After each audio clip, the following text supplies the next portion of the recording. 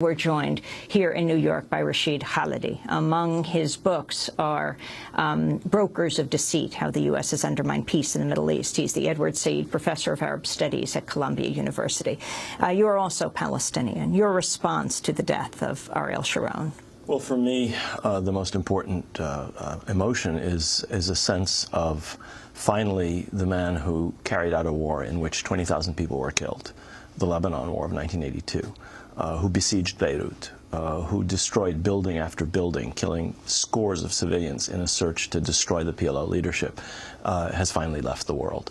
I was in Beirut that summer of 1982, and to me it's horrific to watch the hagiographies that are being produced by people like Vice President Biden, by the New York Times, by much of the media, about a man who really should have ended his days at The Hague before the International Criminal Court. He was a man who, from the very beginning of his career, started out killing people. As the commander of Unit 101, he was the man who ordered the Qibya massacre. Explain, what is Unit 101? Unit 101 was a military unit of the Israeli army formed at the orders of the Israeli leadership of the time to carry out savage reprisal raids, but we're talking about dozens of victims in retaliation for, in this case, 2 or 3 people being killed. 69 people had their homes blown up over their heads. When was this? This was 1953 in a small village in what is today the West Bank.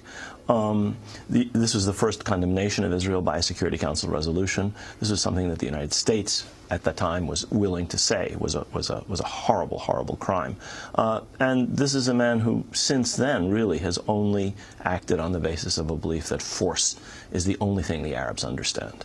The idea that he is now considered by some to be a peacemaker is grotesque, frankly.